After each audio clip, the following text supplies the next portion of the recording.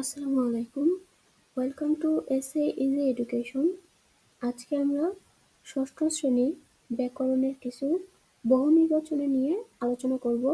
এটা আমাদের প্রথম পর্ব। তো শুরু করা যাক।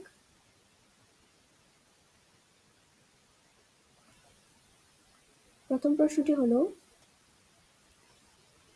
মানুষের মনের ভাব প্রকাশের চেষ্টা করে কিসে? এটা হলো আমাদের প্রশ্ন।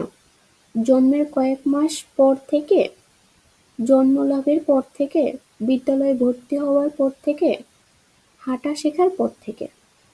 তো এখানে দেখি আমরা কোনটা হবে না। জন্মলাভের পর থেকে বলতে জন্মের পরেই কিন্তু মানুষ মনের ভাব প্রকাশ করা শুরু করে দেয় না। বিদ্যালয়ে ভর্তি হওয়ার পর থেকে কিন্তু না, এরও আগে আমরা মনের ভাব প্রকাশ করতে শুরু করি। হাঁটা শেখার পর থেকেও হবে না, কারণ এরও আগে আমরা মনের ভাব প্রকাশ করি। যেমন জন্মের কয়েক মাস পর থেকে কিন্তু বাচ্চারা কান্নাকাটি শুরু করে।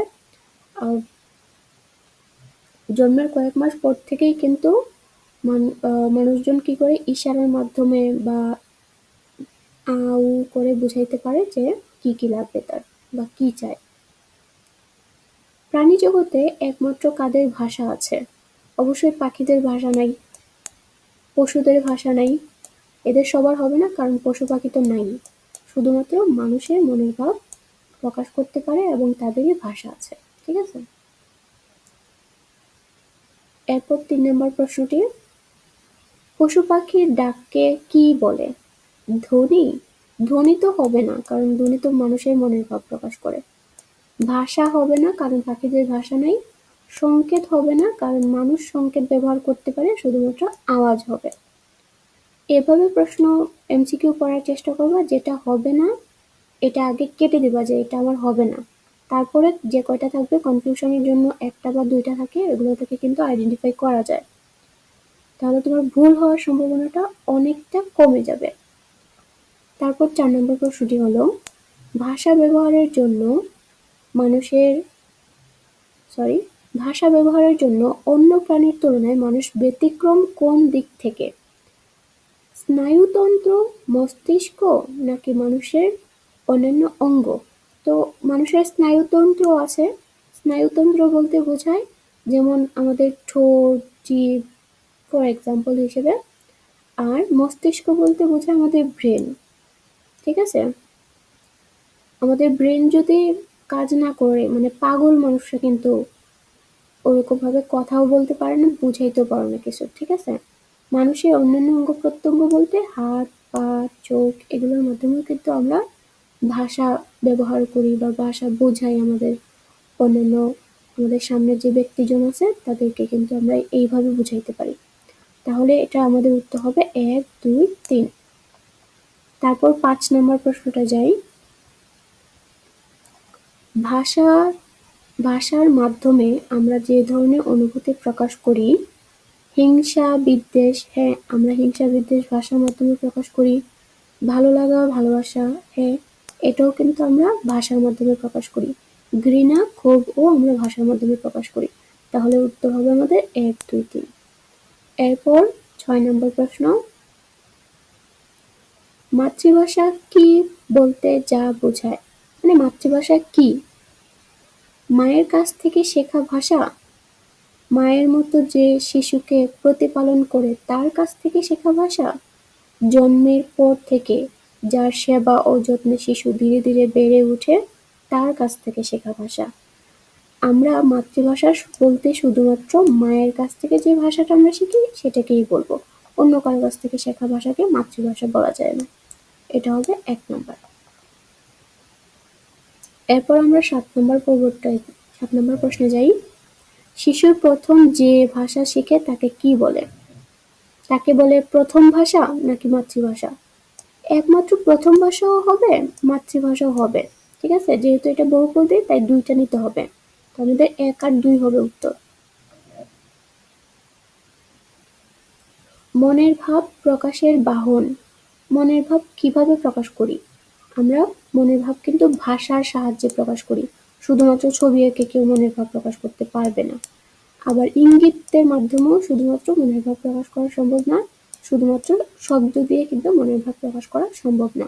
শুধুমাত্র ভাষা দিয়েই মনের ভাব প্রকাশ করা সম্ভব। এরপর আমাদের 9 নম্বর প্রশ্ন, অঙ্গভঙ্গির মাধ্যমে ছবি এঁকে নানা ধরনের চিহ্ন ও সংকেত ব্যবহার করে মনের ভাব প্রকাশ করাকে কি ভাষা বলে? অঙ্গভঙ্গির ভাষা, চোখের ভাষা, ভাব বিনিময়ের ভাষা, বর্ণনার ভাষা। বর্ণনার ভাষা হবে না, আমরা এটা এত বর্ণনা করতে পারি না, ইঙ্গিত অঙ্গভঙ্গি ছবি এঁকে এত বর্ণনা করা যায় না। যেমন তুমি একটা গরুর ছাগল, এরকম গরু ছাগলের একটা ছবি আঁকলা, তো এটা দিয়ে কি তুমি সবকিছু বোঝাতে পারবা যে গরু কি খায়, গরু দুধ দেয় নাকি? এরকম কিন্তু বোঝানো যায় না, এটাও শুধুমাত্র ভাষার সাহায্যে বোঝানো যায়। আর ভাব বিনিময় করার মাধ্যমে তো এটা আগেই বললাম, শুধুমাত্র ছবি এঁকে কিন্তু মনের ভাব প্রকাশ করা তেমন ভাবে যায় না। চোখের ভাষা, এটা চোখের ভাষা কিভাবে হবে? এটা তো শুধু সংকেত এবং নানা ধরনের চিহ্ন ও ছবি এঁকে, তাহলে এটা অঙ্গভঙ্গি ভাষা হবে। ঠিক আছে, এভাবে বাদ দিয়ে দিয়ে উত্তরটা বের করবে, তাহলে দেখবা যে ইজি হয়ে গেছে অনেক কিছু। সংকেত ভাষা যেভাবে প্রকাশ করা হয়, আঙ্গুল মুখে ছুঁয়ে, হাত মাথায় উঠিয়ে, বুকে হাত দিয়ে। হ্যাঁ, আঙ্গুল মুখে ছুঁয়ে কিন্তু সংকেত ভাষা ব্যবহার করা যায়। যেমন চুপ করো যখন বলি আমরা, তখন কিন্তু আমরা মুখের আঙ্গুলটা দিয়ে দিই, ছুঁয়ে দিই যে চুপ করো। মাথায় হাত উঠিয়ে যখন আমরা বলি, তখন কিন্তু মাথায় হাত উঠিয়ে মাঝে মাঝে আমরা ইশারা করি। ঠিক আছে, বুকে হাত দিয়েও কিন্তু আমরা অনেক সময় ইশারা করি।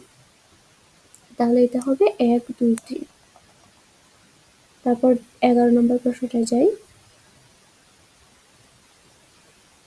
নিচের কোনটি প্রমিত ভাষার শব্দ? প্রমিত ভাষার শব্দ কোনটা? আগে আমরা এটা জেনে নিই। প্রমিত ভাষা হলো এমন ভাষা যেই ভাষা আমরা সরাসরি কথা বলতে ইউজ করি। হ্যাঁ, যেমন মনে করো তুমি স্কুলে গেলে টিচারদের সাথে যেই রকম ভাষা ইউজ করো, তোমার ফ্রেন্ডদের সাথে যেরকম ভাষা ইউজ করো, ওই ভাষাগুলো। যেমন এখানে কিন্তু তাহাকে আমরা কখনো বলি না, কাহার বলি না, তাহাতে বলি না। এই শব্দগুলো কিন্তু আমরা উচ্চারণ করি না, বা কেমন শুনতে মনে হয় যে শুনিনি, এরকম মনে হয় না? আমরা কিন্তু ওকে শব্দটা অনেক বেশি শুনি, বা ওকে শব্দটা বলি। কোন ভাষার বক্তৃতা ও নাটকের সংলাপের জন্য উপযোগী? তো বক্তৃতা আর নাটকের সংলাপ, দেখো বক্তৃতা যেমন ধরো তোমার স্কুলে একটা অনুষ্ঠান হচ্ছে, তোমাকে দেওয়া হলো যে তুমি আজকে বক্তৃতা দিবা, তখন কিন্তু তুমি এমন ভাষা ব্যবহার করবা যেটা তুমি বুঝো, অন্যরা বুঝে, এরকম ভাষা। এবং নাটকেও কিন্তু ওরকম ভাষা ইউজ করা হয়। সাধু ভাষা, এই যে উপরে যে কয়েকটা শব্দ দেখলাম, এই যে তাহাতে, কাহার, এই তাহাকে, এই শব্দগুলো কিন্তু সাধু ভাষার শব্দ, তো সাধু ভাষা হবে না। গ্রাম্য ভাষা হবে না, কারণ গ্রাম্য ভাষায় কিন্তু কেউ বক্তৃতা দেয় না। আঞ্চলিক ভাষা, গ্রাম্য ভাষা একই কথা। প্রমিত ভাষা, এটা হলো শুদ্ধ ভাষা, এটা কিন্তু আমরা ইউজ করি।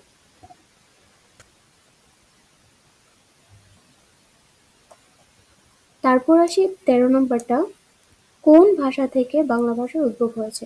এটা খুব ইম্পর্টেন্ট, দাগিয়ে রাখতে পারো পরীক্ষায় আসার মতো। ইন্দো ইউরোপীয় মূল ভাষা থেকে, এটা কিন্তু খুব ইম্পর্টেন্ট। কোন ভাষা থেকে বাংলা ভাষার উদ্ভব হয়েছে?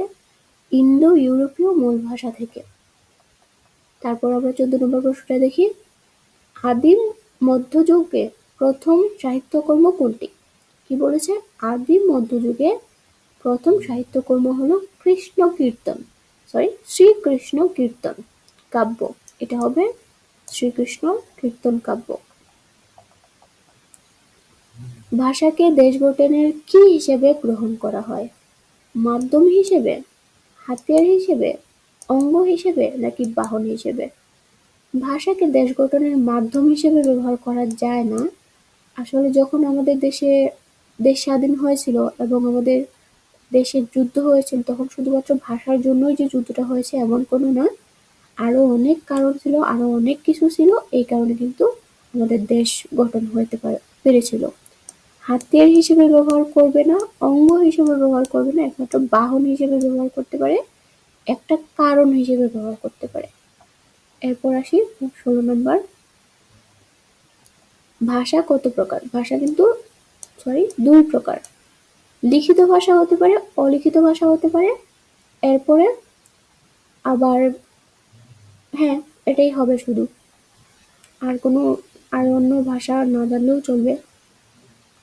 উপভাষার আরেক নাম কি? আঞ্চলিক ভাষা, ব্যক্তি ভাষা, কথ্য ভাষা নাকি প্রমিত ভাষা? উপভাষার আরেক নাম হলো প্রমিত ভাষা, ঠিক আছে? আঞ্চলিক ভাষা হবে না, কারণ আঞ্চলিক ভাষা তো বোঝোই, এক এক অঞ্চলে এক এক রকম ভাবে কথা বলে।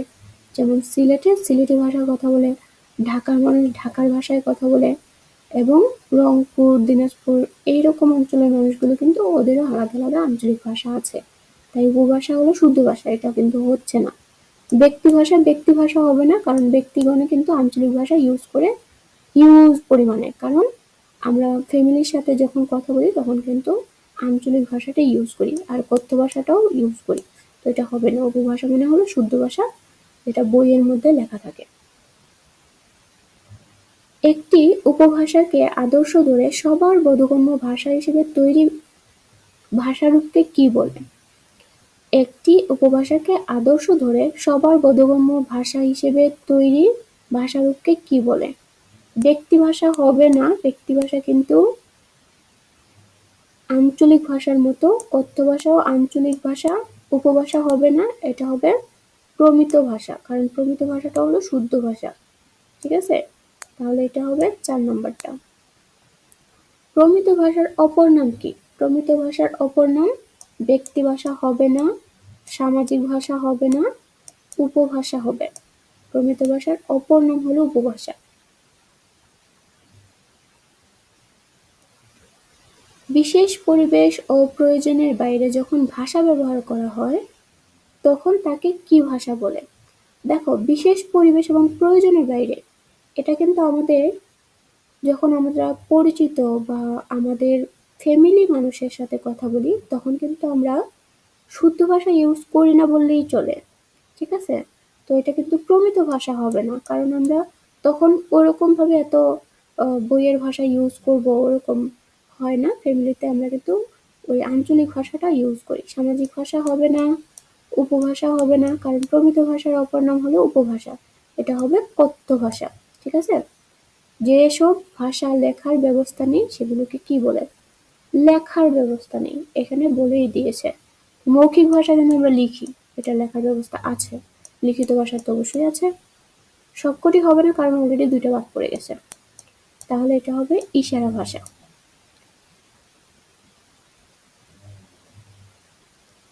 তারপর কোন ভাষার সীমাবদ্ধতা আছে? সীমাবদ্ধতা বলতে কি, খুব বেশি পরিমাণে ব্যবহার করতে পারি না, খুব বেশি পরিমাণে মনের ভাব প্রকাশ করতে পারি না, এরকম শব্দটা। তাহলে লিখিত ভাষার তো বেশি পরিমাণে মনের ভাব প্রকাশ করতে পারি। ইশারা ভাষা নাকি মৌখিক ভাষা? মৌখিক ভাষা দিয়ে কিন্তু আমরা অনেক মনের ভাব প্রকাশ করতে পারি। সবকটি হবে না, কারণ অলরেডি 2টা বাদ পড়ে গেছে। তাহলে আমাদের হবে ইশারা ভাষা। এটা হবে উত্তর খ। ভাষার প্রধান উপাদান কয়টি? ভাষার প্রধান উপাদান কিন্তু 4টি। তো এটা খাতায় লিখে রাখতে পারো। 1 নম্বরে আমাদের হবে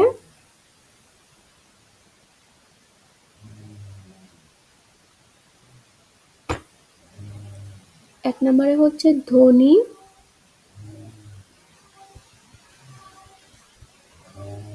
2 নম্বরে হচ্ছে শব্দ,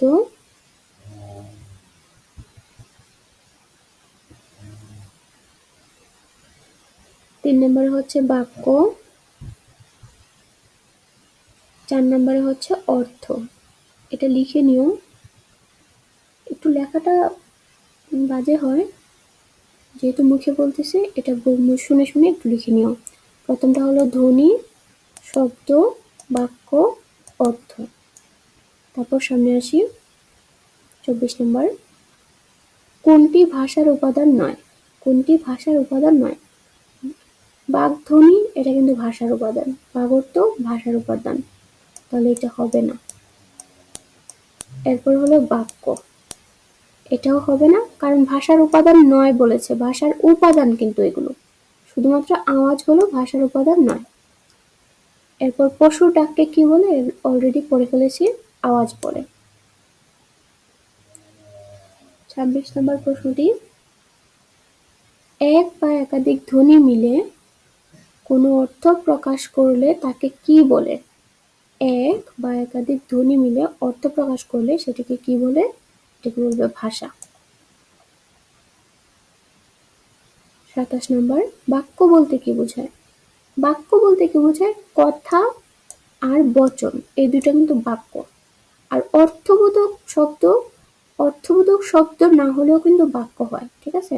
তাই আমরা বলবো 1 আর 2 হলো সঠিক। ভাষার উপাদান হিসেবে ধরলে বাক্যের স্থান কততম? বাক্যের স্থান হবে তৃতীয়। এর আগে আমরা দেখেছি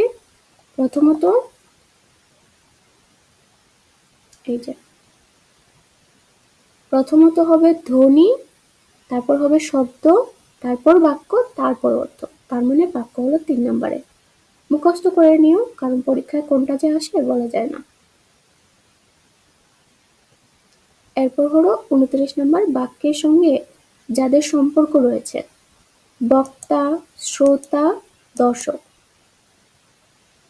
তাহলে বোঝা যাচ্ছে বাক্য একজন বাক্যে বলবে, যে বলবে তাকে বলবে বক্তা। যেমন তুমি তোমার ফ্রেন্ডকে বলতেছো, সে শুনতেছে আবার সে বলতেছে, ঠিক আছে? তোমাদের মধ্যেই তো বাক্যের সঙ্গতি সম্পর্ক হয়ে যাচ্ছে। দর্শক না থাকলেও চলে, ঠিক আছে? একজন দাঁড়ায় দাঁড়ায় দেখবে, সে না থাকলেও চলে, তোমরা দুজনে কথা বলতে পারবা, তাই না? এরকম একটা ব্যাপার। তাহলে আমরা বলতে পারি 1 আর 2 সঠিক। তারপর 30 নম্বর, মাতৃভাষা ছাড়া যে কোনো ভাষাকে বলা হয়, মাতৃভাষা ছাড়া যে কোনো ভাষাকে দ্বিতীয় ভাষা বলা যায়, আবার বিদেশি ভাষাও বলা যায়। দেখা যাক, এখানে কিন্তু অপশনে 1 আর 2 আছে, কিন্তু বিদেশি ভাষা বলা যায় না, আমরা দ্বিতীয় ভাষা বলবো। 1 নম্বরটা সঠিক। বাংলা লিখিত ভাষা যখন উদ্ভাবিত হয়, তখন উদ্ভাবকরা বাংলা গদ্যের ভাষাকে যে রূপ দিয়েছিলেন তাকে কি বলে? তাকে যখন উদ্ভাবিত হয়, উদ্ভাবন কথাটা বুঝো? উদ্ভাবন মানে যখন প্রকাশ হয়, ঠিক আছে? যখন প্রথম দেখা যায় এটাকে, ওই সময় উদ্ভাবকরা বাংলা গদ্য মানে এই যে গল্পগুলো যে তোমরা বাংলা বইয়ে পড়ো না, ওইগুলো কিন্তু প্রথম সাধু ভাষায় লেখা হচ্ছিল। তো এটার উদাহরণ হিসেবে রবীন্দ্রনাথ ঠাকুরের যে পার্টগুলো, এগুলো পড়ে দেখিও। যেমন রবীন্দ্রনাথ ঠাকুর তাকে বলতো না, কিন্তু উনি তাকে না বলে তাহাকে, এরকম মানে খুব কঠিন করে শব্দগুলো লেখা হতো তখন, ঠিক আছে? তখন ওটাকে বলতো সাধু ভাষা, এরকম।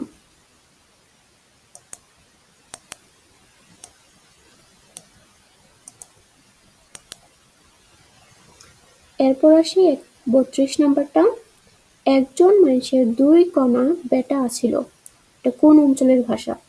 এটা সিলেটের ভাষা হবে না, এটা ঢাকার ভাষাও না, এটা রংপুর না, সরি এটা বগুড়া না, এটা রংপুর হবে। তারপর 33 নাম্বারটা, কোন ভাষাকে কেতাবি ভাষা বলা হয়? কেতাবি ভাষা, কেতাব শব্দটির অর্থ কি? কেতাব মানে বই, পুস্তক, কেতাব, তারপরে এই শব্দগুলা এই শব্দগুলো যখন থাকবে তখন মনে বুঝতে হবে যে এখানে বই বোঝাচ্ছে, ঠিক আছে? বইয়ের ভাষা, প্রমিত ভাষা কিন্তু বইয়ের ভাষা নয়। এটা কিন্তু অনেক আগের কথা বলা হচ্ছে। 18 শতকে যখন বইয়ের মধ্যে লেখা হতো, তখন কিন্তু এই ভাষাটা ইউজ করা হতো, প্রমিত ভাষা কিন্তু তখন ইউজ করা হতো না। আঞ্চলিক ভাষা হবে না, লৌক্য ভাষা হবে না, এটা হবে সাধু ভাষা। কারণ 1800 শতকে যে লেখকগণ লিখতেন, তারা কিন্তু সাধু ভাষায় লিখতেন, ঠিক আছে? তাই কেতাবের ভাষা হিসেবে সাধু ভাষাটাকে ধরা হয়। তো আজকে আমরা অনেকগুলো এমসিকিউ পড়লাম, ব্যাখ্যা সহকারে পড়লাম। অবশ্যই কমেন্টের মাধ্যমে জানাবা কে কে আমার আগে অ্যান্সারগুলো দিতে পেরেছো, এবং এই এমসিকিউগুলো পড়ে তোমরা কি কি শিখতে পারলা এটাও জানাবা। আজকে আমরা পার্ট 1 শেষ করলাম, অবশ্যই পরবর্তীতে পার্ট 2 আসবে। পার্ট 2 যেন তোমাদের কাছে খুব দ্রুত পৌঁছে যায়, সেই জন্য সাবস্ক্রাইব করে রাখবে, এবং অবশ্যই তোমাদের বন্ধুদের কাছে এই ক্লাসটা শেয়ার করে দিবে। ততক্ষণ ভালো থাকো সবাই, আল্লাহ হাফেজ।